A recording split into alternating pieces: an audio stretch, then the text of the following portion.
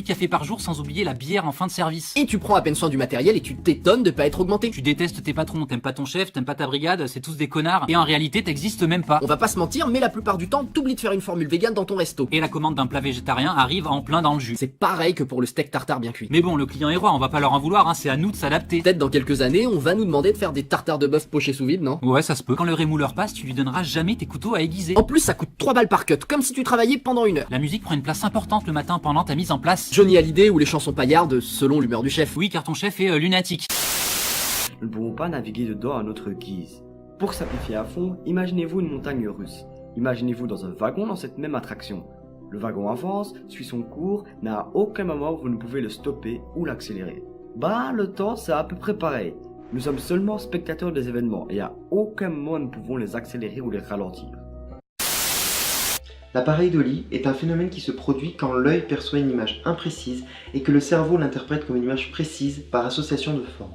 Cela vient du fait que le cerveau cherche à donner un sens à tout ce qu'il perçoit. Il va associer les formes nouvelles à celles qu'il connaît déjà dans le but de les catégoriser. La pareidolie est probablement le vestige d'un avantage évolutif. En effet, il y a plusieurs milliers d'années, l'homme devait être capable de déceler la présence d'un prédateur dans un milieu pas toujours très clair.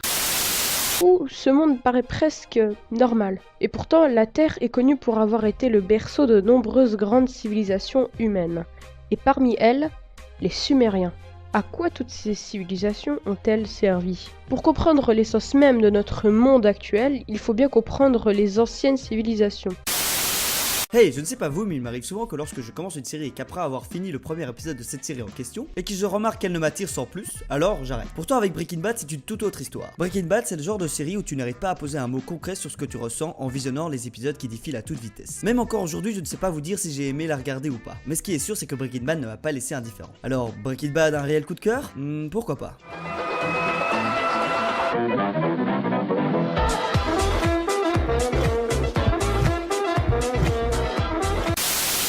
Au fil des ans, la psychiatrie a subi de nombreux changements, que ce soit des courants de pensée, des pratiques de soins, etc., etc. Ces changements ont surtout été faits après la Seconde Guerre mondiale, qui a créé un léger traumatisme à cause des horreurs commises dans les hôpitaux psychiatriques, que ce soit pour les internés, leurs familles. Ces petites auberges où les messagers changeaient autrefois leurs chevaux afin de délivrer au plus vite leurs missives. Saviez-vous qu'elles ont été créées au XVe siècle par notre beau roi Louis XI et que... Non, vous avez raison, on s'en fout complètement.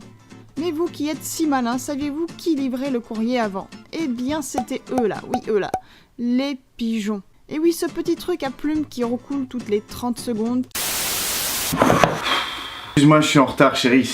Bon alors, pourquoi t'es en retard? Il m'est arrivé un truc de dingue. Je suis venu avec le bus 36, celui qui s'arrête devant le bois. Oui, je vois, oui. Je suis dans le bus, tranquille. Et j'entends prochain arrêt, station Claire au bois. Je m'apprête à sortir. Qu'est-ce que je vois? Une maman et son landau, et de l'autre côté, un arbre dont le tronc est fissuré. Je l'entends. Du coup, moi, ni une ni deux, je veux intervenir. Ma première idée, ça a été retenir l'arbre à main nue. Non. Je vais pas mentir, je suis pas assez costaud pour faire ça. Du coup, j'ai une autre idée et je décide de retourner dans le bus qui allait partir. Non.